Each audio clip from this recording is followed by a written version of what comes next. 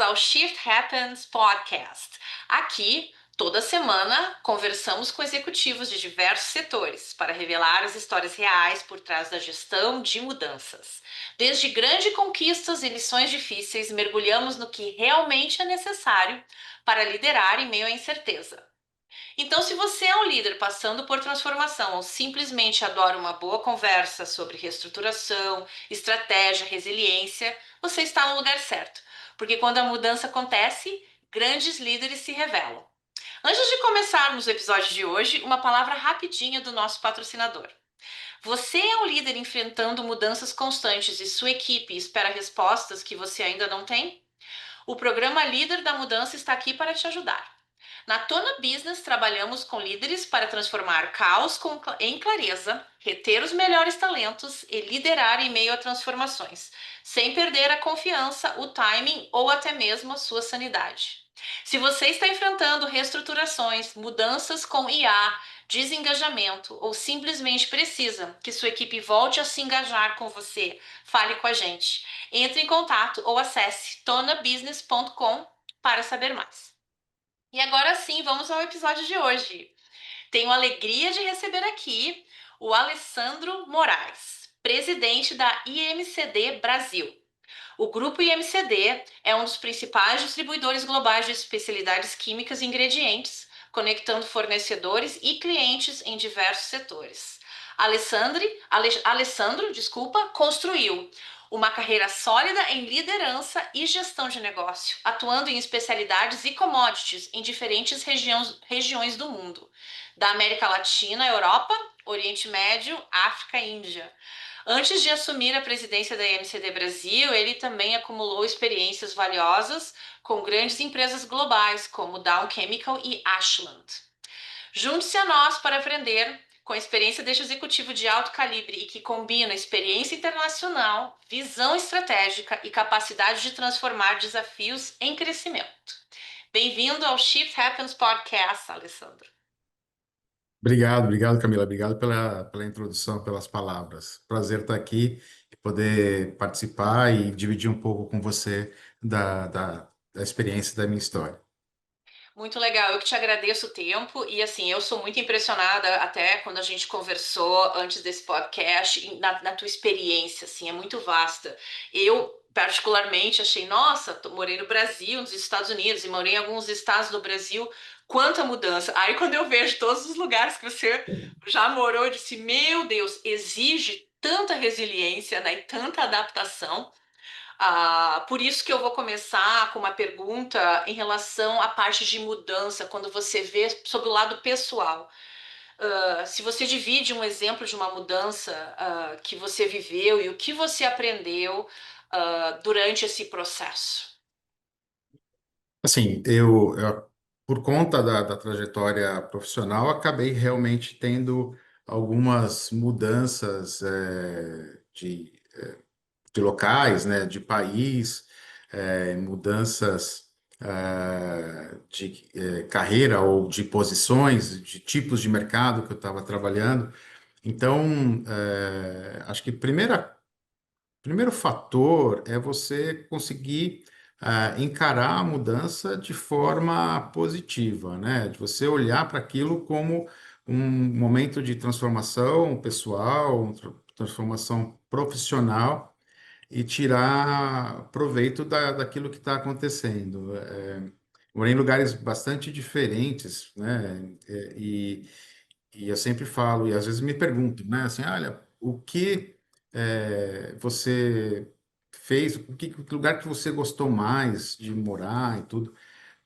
Eu acho que cada lugar teve seu benefício, teve o seu lado positivo, e eu olho sempre com um copo meio cheio. Então, eu tento extrair o que tem de melhor de cada lugar, sem ficar olhando muito os lados negativos, porque senão você vai ficar muito nostálgico, né? Você vai ficar falando, pensando o que você deixou para trás e não aquilo que você está enxergando pela frente.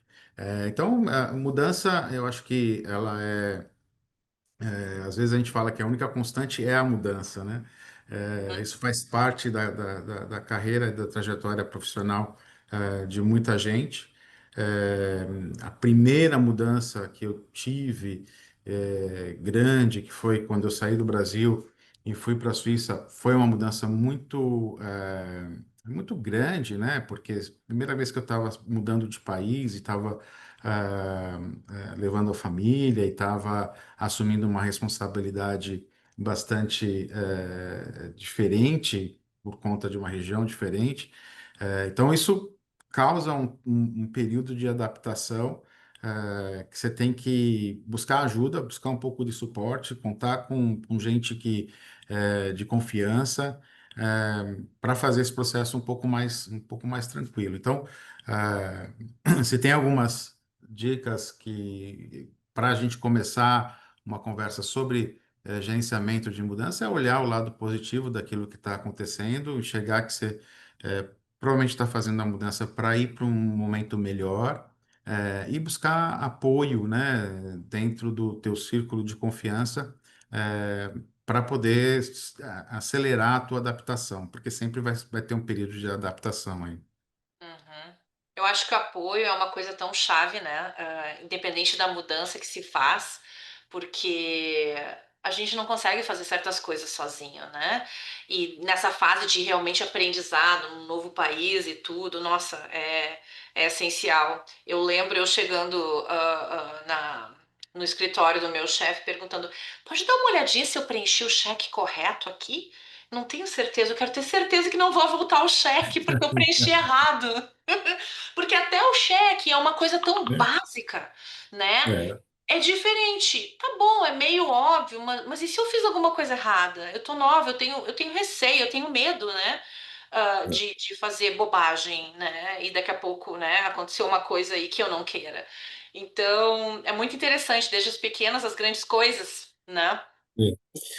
teve um fato interessante, assim, nessa mudança, eu era responsável por uma unidade de negócio, na empresa que eu trabalhava aqui para a América Latina, e eu fui assumir a mesma responsabilidade, só que para Europa, Oriente Médio e África, né, para EMEA, né, a região EMEA. E aí meu antecessor, isso era outubro, mais ou menos, quando as coisas aconteceram, e eu fui para fazer a primeira viagem para reconhecer terreno e tudo, né? Uhum, Falar com os clientes.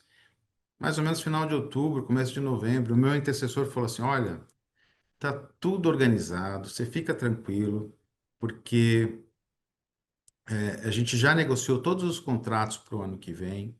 Então você vai chegar, a casa está arrumada, os contratos estão assinados, os compromissos todos feitos. É só você navegar, gerenciar isso para o ano que vem. Aí ano que vem você tem que renegociar os contratos para o outro ano, mas você vai ter um ano para fazer isso.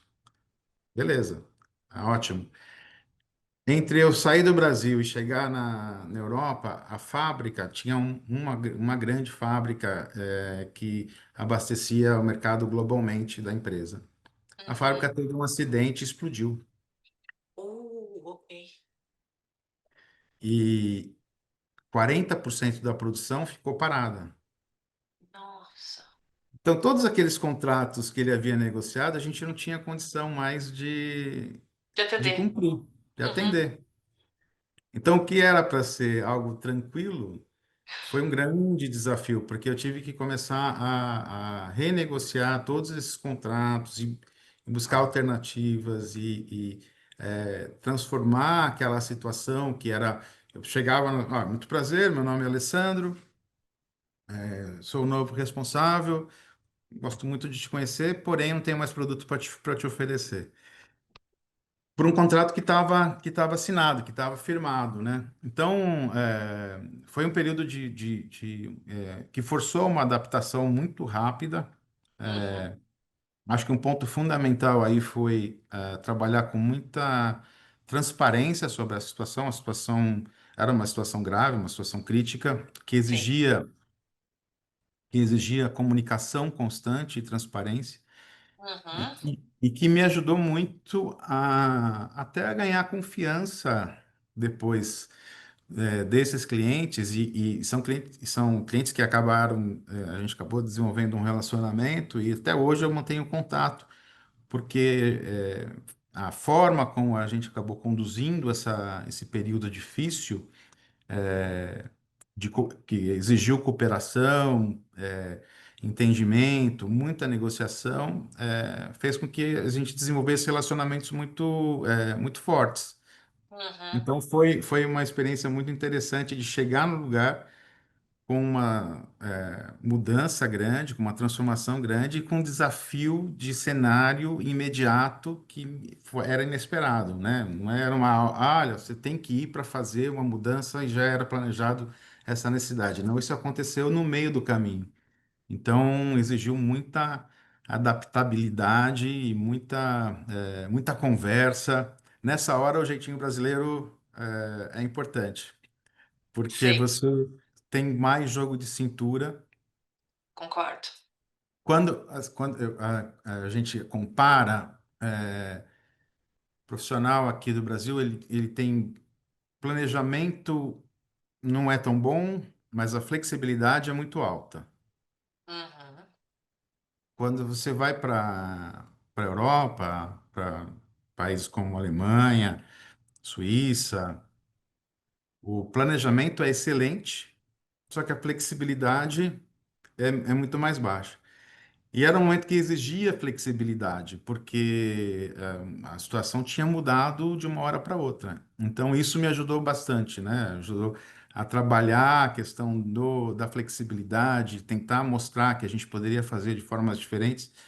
E até para a equipe, né? A equipe que trabalhava comigo, entender que a gente ia buscar soluções, ia usar essa flexibilidade. Então, foi importante esse aspecto que a gente vive aqui, o cenário que a gente tem no Brasil de demandar muita flexibilidade, porque as condições acabam mudando rapidamente. Foi importante nesse momento de início de trajetória num espaço novo, num mercado novo, com uma situação de emergência iminente. Iminente. Eu gostei dos seus comentários em relação à transparência, né? Justamente para gerar confiança, você estava entrou, enfim, de forma muito clara, colocando aí os desafios, o que aconteceu e como que a gente trabalha junto. E imagino sim você ter feito grande diferença dentro dessa resiliência que, de certa forma, é natural do povo brasileiro também, né? Exato. E num cenário e num ambiente onde sim é mais planejamento e menos resiliência, né? E balançando essas habilidades, né? Muito, muito interessante. E internamente como que você trabalhou? Porque você não era só novo para os clientes, mas era novo para a equipe, né? Ainda que parte da empresa, você entrou Uhum. num ambiente onde muitas pessoas, eu imagino que não te conheciam bem, né? Não conheci a fundo, exatamente. E quais foram os desafios, ó, nessa ou talvez até em outras mudanças? Como você trabalhou internamente questões como essa?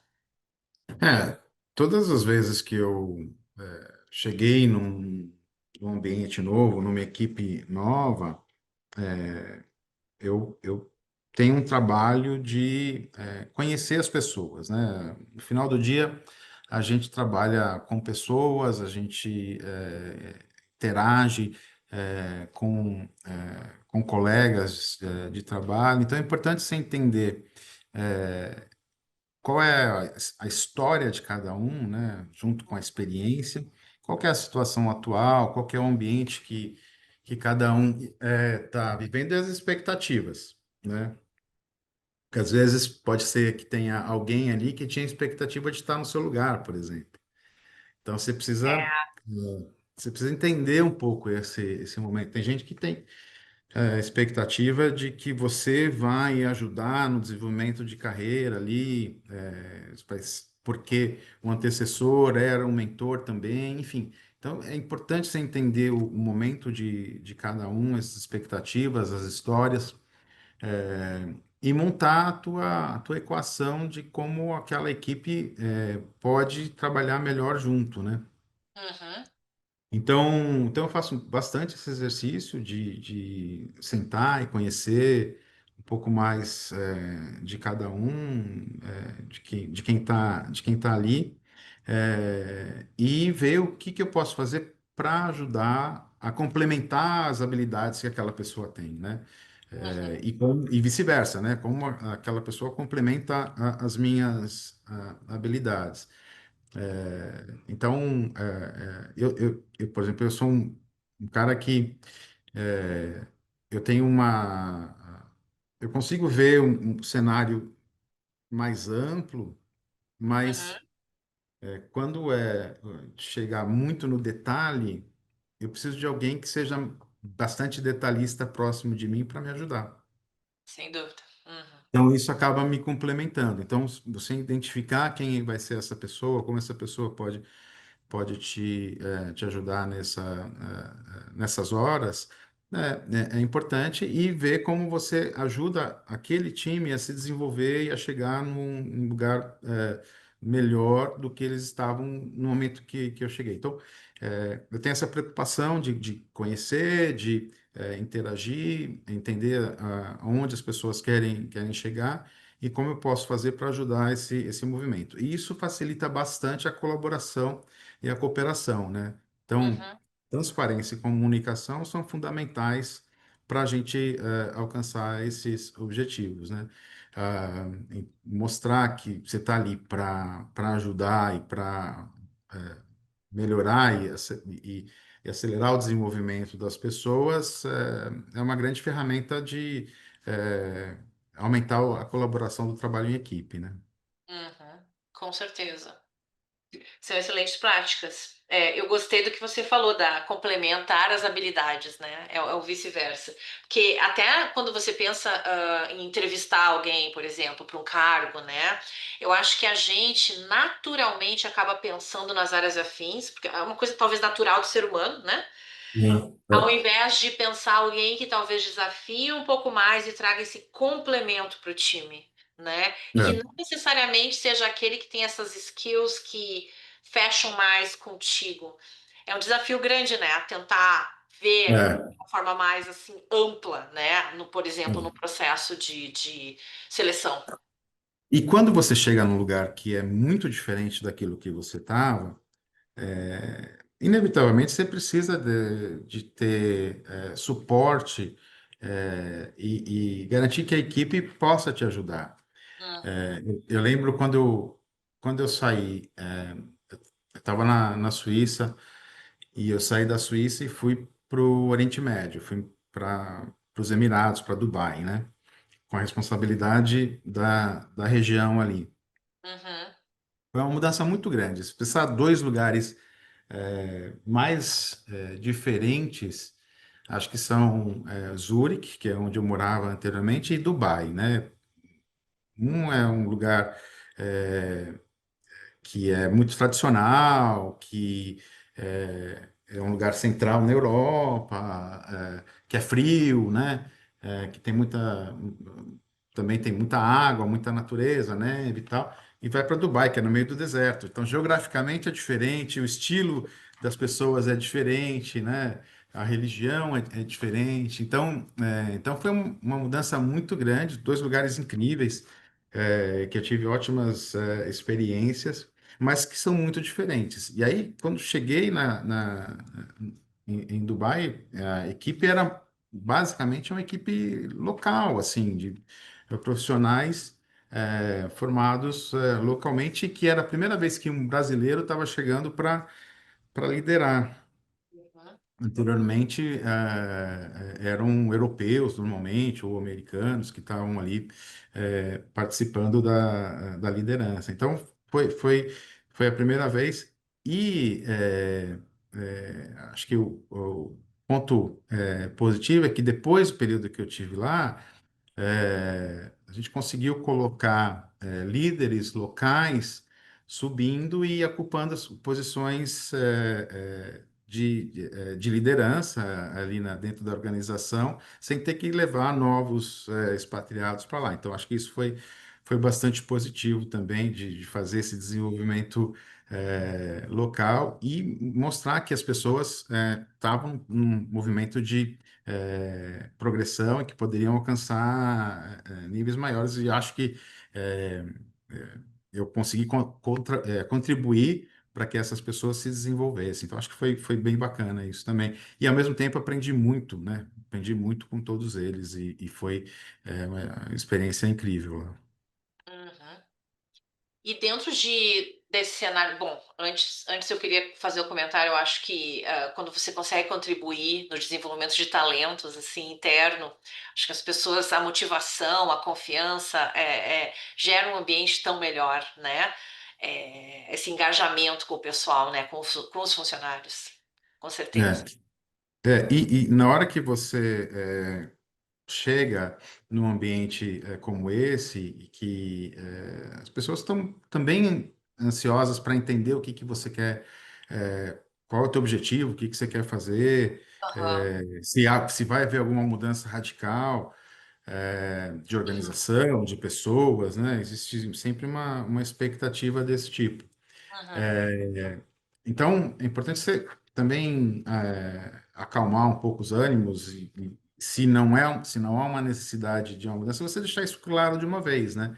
Às vezes você chega e inevitavelmente é necessário fazer alguma mudança porque a situação demanda isso, né? E, enfim, as condições estão tão diferentes e você tem que fazer alterações, mas se Uhum. você chega para dar continuidade no trabalho que já estava sendo feito, é importante você deixar isso claro, para que as pessoas entendam que sim, vai haver uma mudança de liderança, vai haver um novo estilo, porém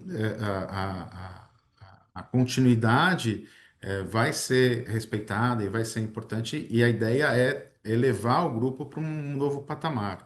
Então, tem diferentes situações. Eu acho que eu acabei passando por momentos que eram diferentes em cada uma das mudanças que eu particularmente participei ou tive, e que tive que também me adaptar a situações diferentes. Teve um momento que eu cheguei numa estrutura e que quando eu mudei de uma empresa para outra, a mensagem que eu recebi, havia uma fábrica, a fábrica assim, olha, está chegando, mas essa fábrica, daqui a 3 meses, a gente tem que fechar. E Uhum. isso implicava uma série de eh, impactos, né? Assim, impactos em todo o grupo de funcionários, né? Impacto para o mercado, impacto para a imagem da empresa. E foi interessante porque os números não fechavam realmente, os números não eram bons do Uhum. negócio. Mas quando você olhava a operação era muito boa, as pessoas faziam as coisas de maneira correta. Uhum. Havia um erro de análise estratégica na forma como trabalhar o portfólio de produtos. Uhum. Então, era uma linha de produtos que tinha se comoditizado, Uhum. porém havia um tratamento de especialidade dentro da estratégia comercial. Entendo. Então, isso acarretava um custo operacional para a fábrica muito alto. Sim.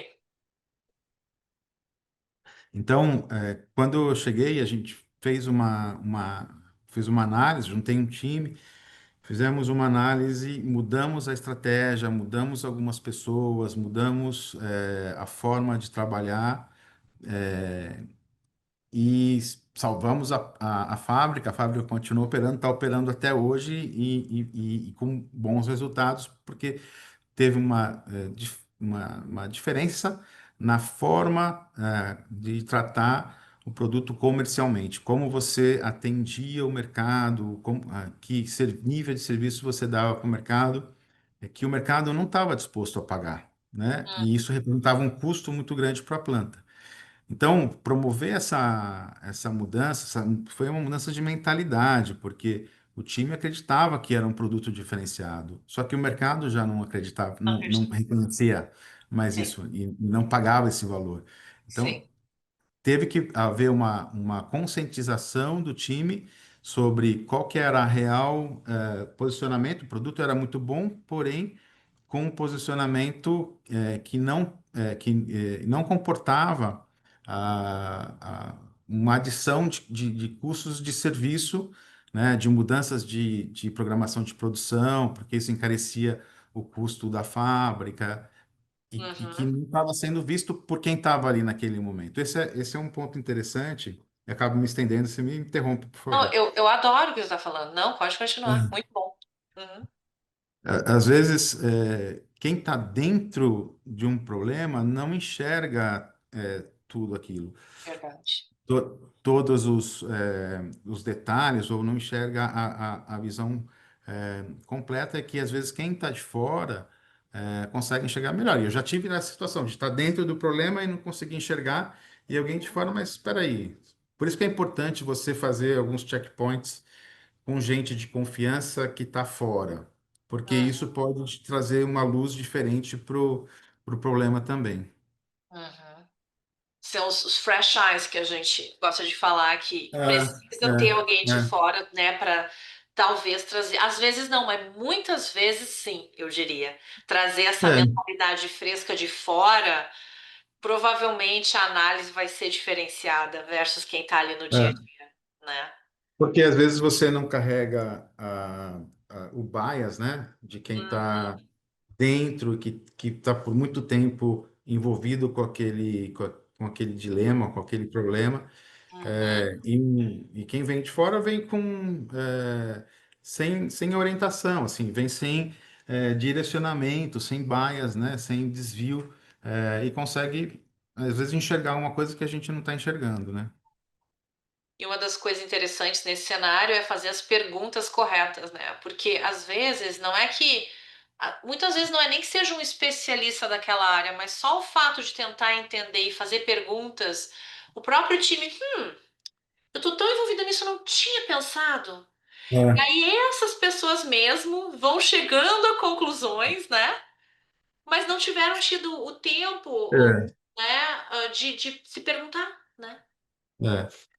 Quando às vezes que eu assumi responsabilidades novas, eu Uhum, faço um exercício de analisar o P&L, né? Analisar o income statement uhum, e o fluxo de caixa do negócio ou da empresa e fazendo perguntas linha a linha, né? Assim, ok, aham, então, olhar um pouco, fazer uma análise de evolução e uma análise, então, vertical e horizontal, né? sim. Por que que o volume teve essa evolução ou essa queda de ano a ano? Por que que o faturamento foi nessa diferença? Por que que a rentabilidade do negócio é dessa forma? Então, eu vou fazendo essas perguntas baseado no P&L e ajuda muito a você ter um panorama um cenário amplo da situação, do negócio. E aí, obviamente, depois, né, você vai combinando com outras análises, mas é um exercício que ajuda bastante no meu caso. Sim, sim, eu acredito. Eu achei excelente esse teu exemplo, que você falou que da questão da mentalidade, de uma visão estratégica e dessa visão da especialidade versus commodity, uma vez que, sim, certamente em algum momento era especialidade, mas mudanças de mercado, percepção de cliente fizeram com que esse cenário mudasse, né? Competidores, etc, né? E É, ajudar o time a entender essa nova realidade, a adaptar, desde um planejamento de produção, que eu imagino que até os batches não eram tão curtos mais, eles eram mais longos para poder ajudar na é, produtividade, ter menos perda, enfim, exato. questões nesse sentido, né? Você, Até você sabe, você precificação. conhece processo químico, muitas vezes você faz lotes baseado numa sequência lógica de produtividade, pode ser por Sem dúvida. reologia, né? Uhum. Então, para aquilo que seja mais fácil para você otimizar o reator, que é sempre, ou normalmente, é o seu elemento de restrição de rentabilidade, né? É o Sim, elemento limitante de recurso é o reator, que é a peça mais cara da tua fábrica. Então,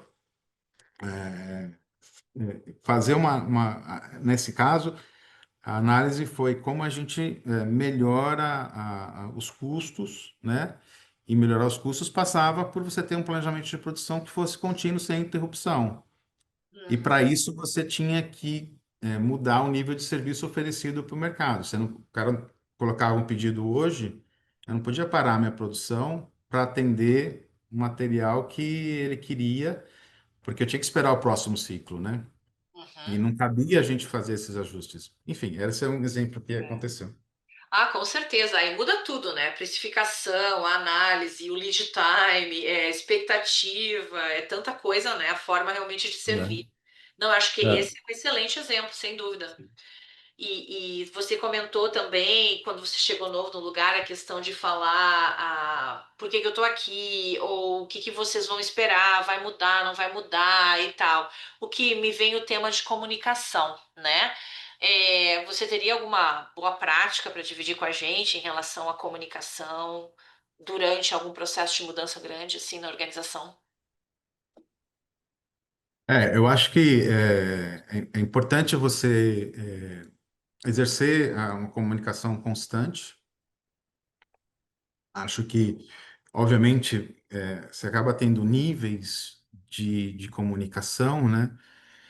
Porque você tem diferentes níveis dentro da organização, então você vai ampliando isso, mas eu costumo trabalhar com transparência junto às equipes, e se a situação não é boa, acho que você tem que dividir isso com o teu grupo, né? E buscar juntos formas de recuperar.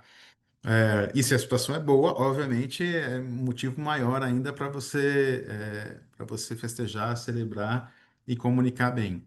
Eu costumo ter sequências de reuniões e comunicação, né, e ferramentas de comunicação. Então, com a minha equipe de liderança, eu tenho reuniões semanais de ajuste de trajetória, reunião mensal de revisão de negócios, com os funcionários todos, a gente faz town hall a cada trimestre, tem um newsletter para você também comunicar. O newsletter acaba sendo uma comunicação de mão única, né? O town hall ele é melhor porque você dá oportunidade sempre para as pessoas perguntarem tudo, né? E, obviamente, no dia a dia, né? Na interação com cada um, a gente está sempre conversando e ciente do que está acontecendo nas diferentes áreas de responsabilidade que estão debaixo da minha posição, né? Uhum, com certeza. E aí, você falou um ponto tão importante, né? Dá a possibilidade de que a comunicação não seja só numa direção, né? É. Realmente que as pessoas consigam comunicar, dar opinião, perguntar, enfim, criticar se for o caso, mas como que, né? Eles vão, qual é o canal, né? Que eles vão estar usando para poder fazer isso? Nesse caso, o Town Hall. É, é tão crítico porque aí traz o engajamento, né, Alessandro? Né, que se... Exato, exato, né? E você tem você dá a oportunidade das pessoas fazerem as perguntas que estão incomodando naquele momento, e a gente responder, e a gente, às vezes, as perguntas são difíceis, né? Você tem que estar preparado e tem que ter uma resposta transparente. E às vezes você vai ter a resposta que, olha, é uma boa pergunta, eu não sei exatamente a resposta nesse momento, mas vai me fazer pensar e vamos trazer uma resposta para vocês no futuro. Porque às vezes acontece, né? Às vezes Sim. existem questionamentos que a gente ainda não tem resposta. E isso é bom para até entender do grupo, né, da população, é, o que está afligindo, né, o que está incomodando naquele momento, que às vezes você não está percebendo. E é importante você coletar isso através desse tipo de ferramenta. É. E que se vê muito, pelo menos eu vejo em alguns clientes, quer dizer, vários clientes, na verdade, principalmente em cargos mais altos, é a questão de ficar na sua bolha, né? e não conseguir ter essas informações claras, né? Há muitos filtros dentro da organização, dependendo da estrutura da organização, claro, né? Claro. Onde é difícil ter essa informação mais nua e crua, né? Para poder tomar decisões assertivas, né? E realmente, assim, se você se isolar, você não vai saber o que está acontecendo, né? Você, não... E é engraçado, quando eu comecei a trabalhar, assim, faz bastante tempo, tinha o presidente da empresa que eu trabalhava, ele, quase todos os dias, no final da tarde, ele fazia uma ronda, né? Ele saía andando pelo escritório, assim, e parava aqui, falava com um, depois parava ali, falava com o outro, tal. E nisso ele ia capturando algumas informações, às vezes de olhar como é que estavam as coisas, ele também capturava. Então, naquela época, era uma forma dele ir criando esses elementos sobre o que estava acontecendo dentro da empresa.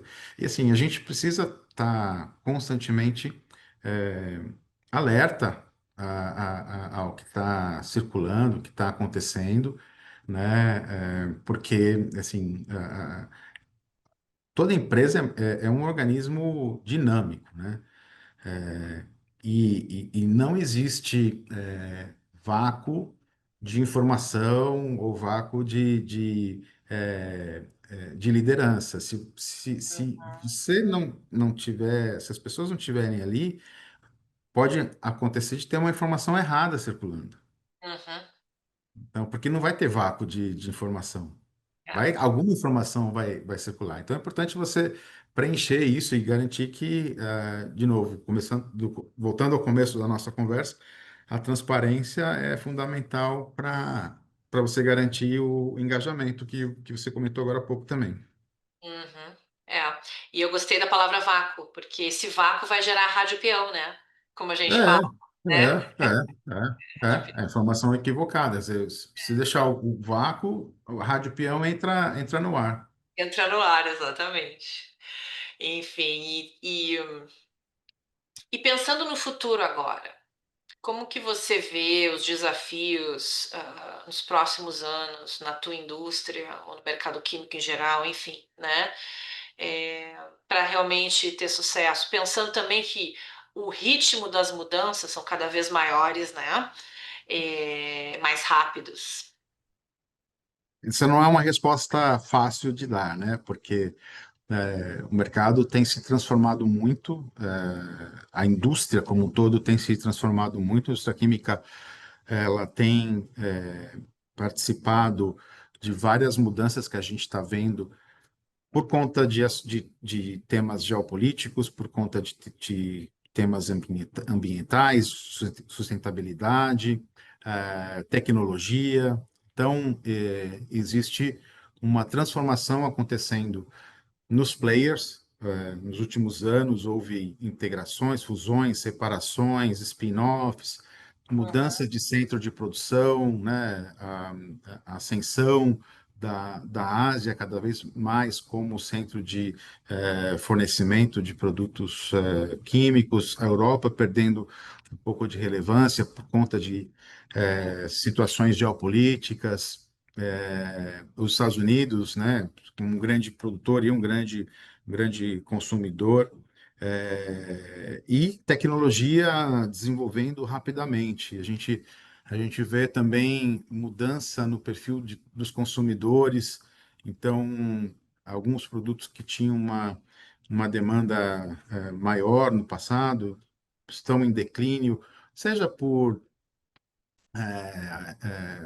questões de sustentabilidade, seja por perfil de consumo, a nova geração vindo com um perfil de consumo muito diferente em relação a buscar mais experiências do que buscar acúmulo de ativos, né? Eu falo que a nova geração busca acumular experiências mais do que acumular ativos. Na minha época, a gente buscava um pouco mais de acúmulo de ativos e a experiência vinha depois.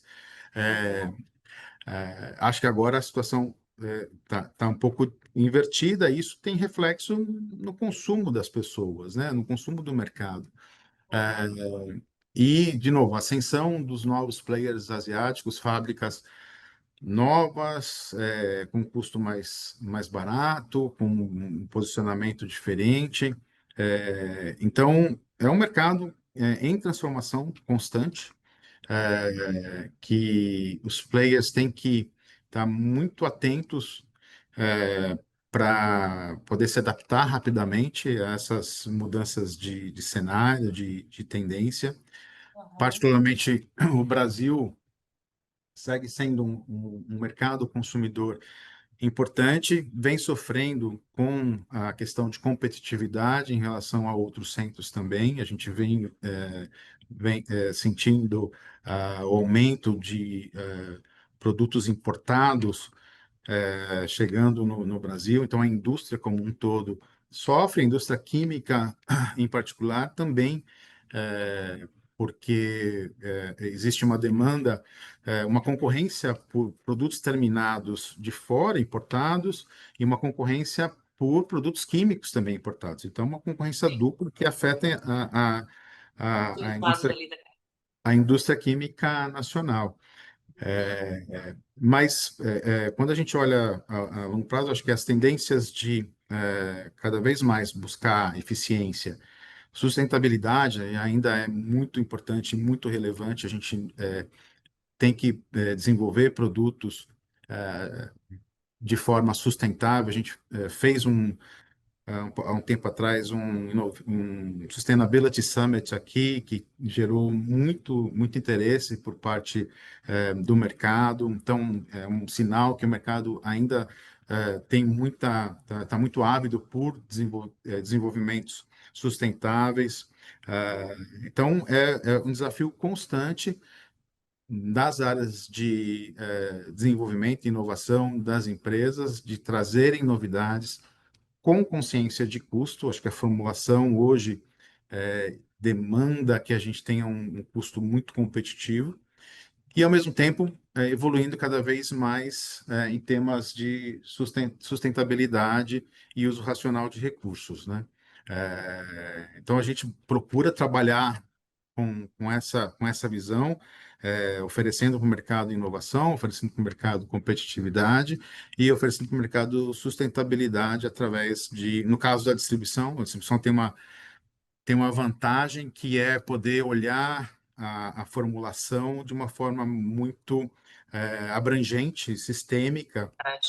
sem Uhum. estar dependente de uma tecnologia apenas, né? A gente pode olhar para a formulação do produto, seja ele um detergente, seja ele uma tinta, seja ele um cosmético, seja ele um medicamento, a gente consegue olhar de uma forma abrangente e oferecer, através de diferentes produtos, diferentes moléculas, soluções que sejam inovadoras, que sejam competitivas e que sejam sustentáveis para o mercado. Então, mas a indústria vai continuar com esses desafios.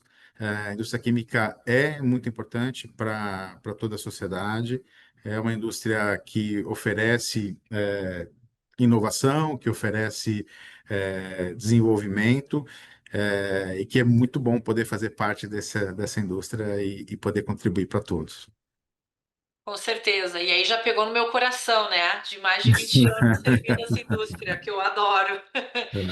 Bacana. E aí, para a gente finalizar o papo de hoje, né? Já, nossa, muito inspirador, tô adorando. É, palavras finais, Alessandro, no sentido assim, o que você, quando você vê a sua carreira, né? O que você acha que foi que fez a diferença? Se você for, por exemplo, dar a dica para uma pessoa hoje, mais jovem, iniciando a carreira, né? Ali early, entrando, né? Que tipo de conselho você daria, vendo assim o que você passou, o que você aprendeu e numa visão de hoje, né? Ah, acho que assim, não tem muito mistério, assim. Eu acho que primeiro acaba sendo trabalhar duro, hard work, né? a gente acaba tendo que dedicar bastante tempo para entender, para desenvolver as coisas, para aprender. Eu acho que óbvio que formação contínua é sempre necessário, né? Continuo estudando até hoje e eu acho que isso é muito importante no desenvolvimento de qualquer profissional. Você é, ter sempre essa interesse e a vontade por continuar aprendendo e se desenvolvendo e bastante trabalho e dedicação, porque as coisas acontecem, as oportunidades vão surgir e ter confiança naquilo que você está fazendo. Se você está com uma base sólida, as coisas vão se desenvolver da maneira positiva. Eu acho que eh, não tem, não tem varinha mágica. Não. Não Uhum. tem varinha mágica. É um dia depois do outro e você desenvolvendo o trabalho. Se você está na área comercial, tem que gastar sola de sapato e visitar os seus clientes. Se você está na área de manufatura, tem que entender como é que a fábrica opera. Se você está na área técnica de desenvolvimento, tem que encostar o umbigo ali na bancada. Não tem jeito, as coisas vão acontecer porque você dedicou tempo, você dedicou esforço e empenhou o seu melhor, e aí as coisas vão se desenvolver para você. Sem dúvida. Fechando o podcast com chave de ouro. Muito obrigada. Obrigado Gostei a você. do bate-papo contigo, excelente. Como eu disse, tem um lado especial para mim também falar contigo, pelo fato de eu ter vivido nesse mercado por tanto tempo e é, enfim, por ter trazido tanta experiência internacional e nacional aqui para nossa conversa. Mais uma vez agradeço muito e ao nosso pessoal, nossa audiência, muito obrigada por ficar aqui até aqui com a gente. E nos vemos no próximo episódio de Shift Happens Podcast. Até mais.